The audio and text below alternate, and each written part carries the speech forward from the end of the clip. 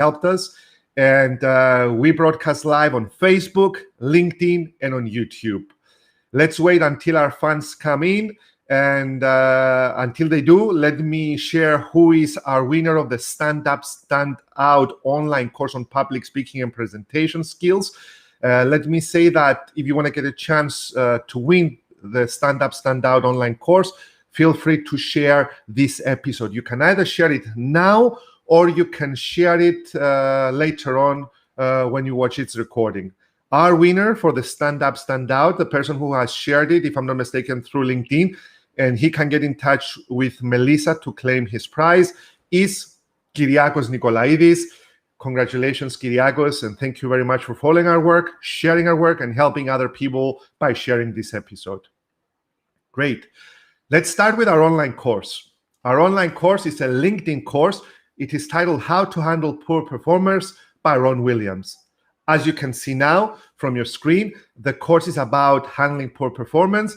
And as you can see from the contents, it deals with the importance of performance, to understand your performance, to understand your team, to take action, to take vital action to help them.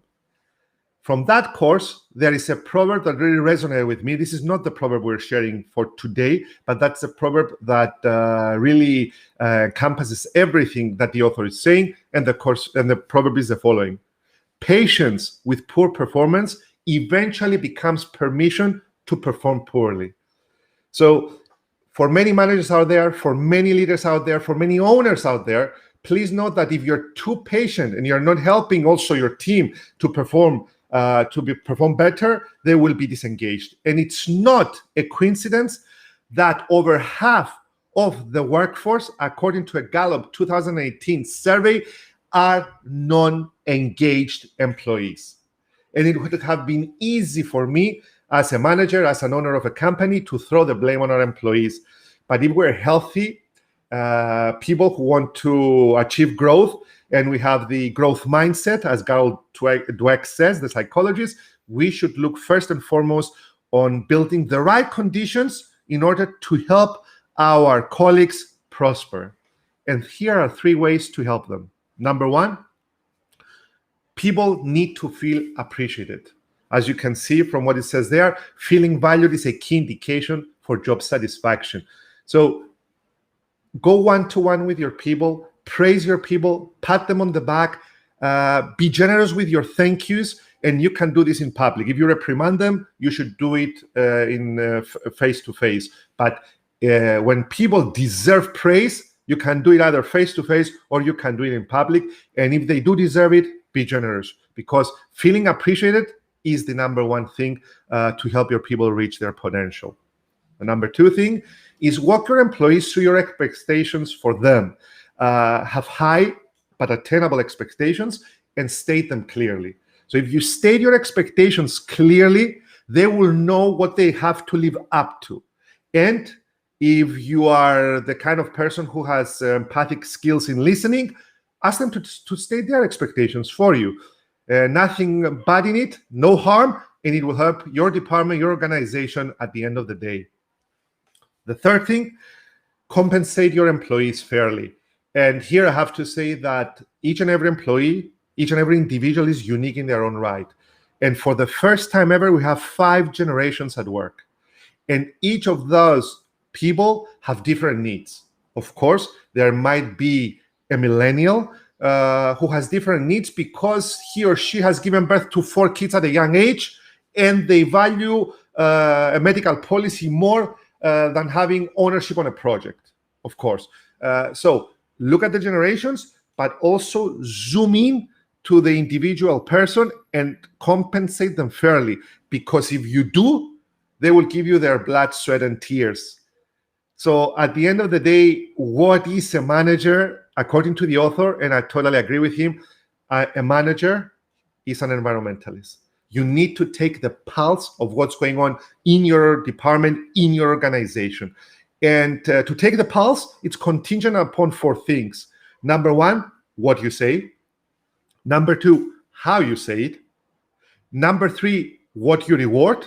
And number 4, yes, might not sound nice, but as my late father used to say, if you're going to honor a saint, that saint must be able to do some miracles sometimes. And some people need to be penalized if they're given the chance to improve, they're given a chance, they're trained, and they don't perform up to expectations. But always bear in mind that a great performer might not be a great performer for a long time, and somebody who's not a great performer might have great potential. So a great manager who's an environmentalist, who follows everything we said earlier and meets those expectations, he or she has to understand that great performance will not necessarily be great performance forever. So we need to help them and guide them. And people with great potential who are not performing great today can become great performers if we follow what we said earlier and what we're about to say now. So how are employees paid? Our employees are paid according to the value they bring in. I mean, that's the right answer. I've seen it across industries, across cultures. And how do you know they bring in value? What are the 3 criteria that they need to meet? Here are the 3 criteria. Number 1, they need to meet expectations. As the great Jack Welch, the CEO of the century, once said, the former General Electric CEO, people shouldn't only meet expectations, but they should always deliver something more to their managers, to their leaders, whenever they're assigned a task. Give that little extra. Number 2, they should be great team players. As the proverb says, it takes a player to win a game, but it takes a team to win the championship. So we need people who are great team players, because 1 + 1 in synergy equals 3, doesn't equal 2. So work with diverse backgrounds, with different people, in order to be able to bring forth the right results for your department and for your organization. Number 3, they need to be big picture thinkers. Enough staying glued on your job and on your department, on what you need to do, and take the helicopter view. An employee who takes the helicopter view is a value-adding employee, because he or she understands how to contribute to the overall welfare of the organization. So now let's look at 4 engagement strategies that can help us engage our employees even better.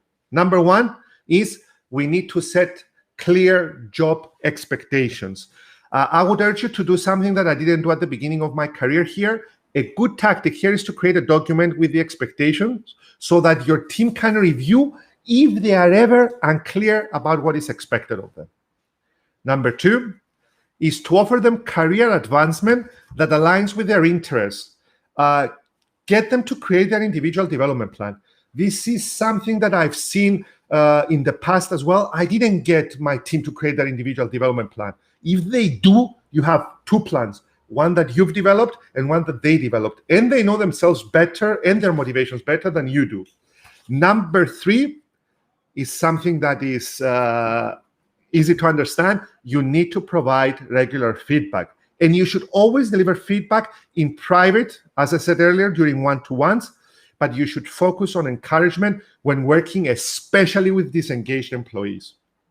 And finally, do what you can to ensure that they have a good quality working relationship. Do what you can to ensure that your employees are meeting together. They're going to lunches. They have team building exercises that are so vital in order to get your employees to work as one unit. Because at the end of the day, where does all this culminate? It culminates in one thing, into building a great culture. And what's a great culture? The definition of a great culture is the way we do things around here. And if we do things positively with engaged employees, that's what we need to build. But the culture is dependent upon the leadership. As the saying goes, the fish erots from the head. It's very important that we should be helping our employees become more valuable and more engaged. And this is a proverb, because we always mention a proverb. And my favorite proverb for today, for this show, comes from Henry Ford, who says, if everyone is moving forward together, then success will take care of itself. Not a coincidence that our book for today is one of my favorite ever books, because if we do all this, we're building a stronger culture with engaged employees who are satisfied working for organization. So the book is no other than The 5 Dysfunctions of a Team by Patrick Lencioni. This is one of the books that I loved. I read it a few years back. It's a fable about about a man who comes, or a woman, I don't remember, about a manager who comes into the organization, to a brand new startup, and he or she helps them flourish by taking care of 5 very important levers. These are the 5 dysfunctions of a team. The first level is trust. People sometimes, or most of the times, are scared to become vulnerable because some people might take advantage of it. So I don't trust you that well. I don't feel comfortable to tell you all my vulnerabilities. So I'm not opening up to you, which will hurt the team at the end of the day. Then we move on to conflict. So there is sometimes in most teams an artificial harmony because people are scared to come in conflict with each other. Conflict is good if it's healthy conflict. But if it's not healthy conflict, then it's not good. But healthy conflict helps bring forth ideas, help challenge ideas. And if you're committed in helping your organization, which is the next level, then you need to build trust, have healthy conflict, which moves us to commitment. Commitment, in other words, is to understand that we will agree something inside the department or inside the board of directors.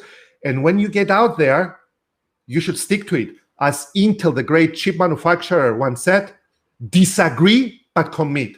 You can disagree with what I'm saying, but commit to following through with it.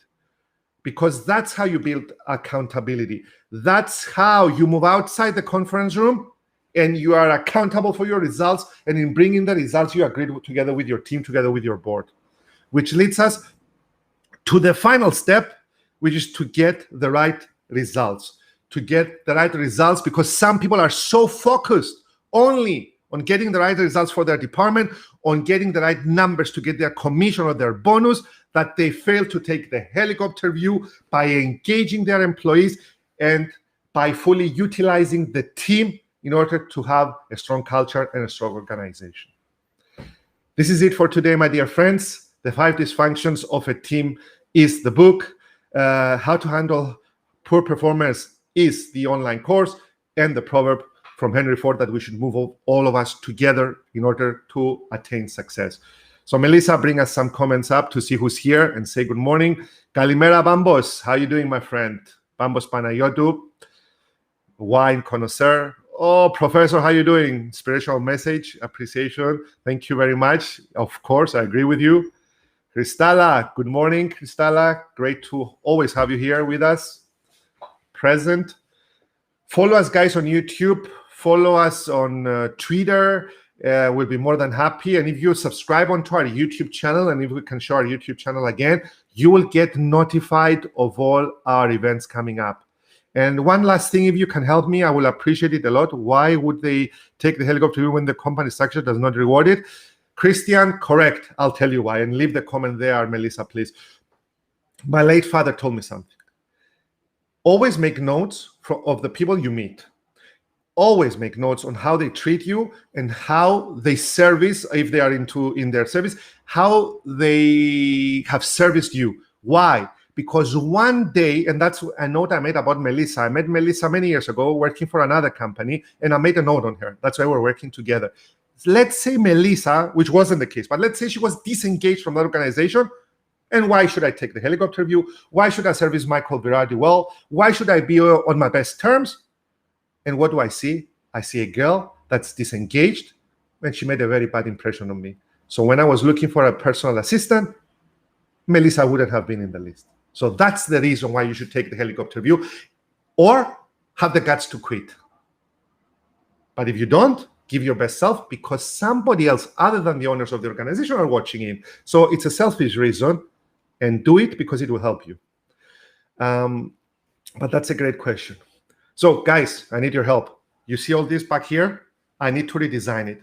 This is my office here, and this is the office over here. I need to design it. If you know a designer, not because he or she is your best friend, but because he or she is gifted, please bring them in.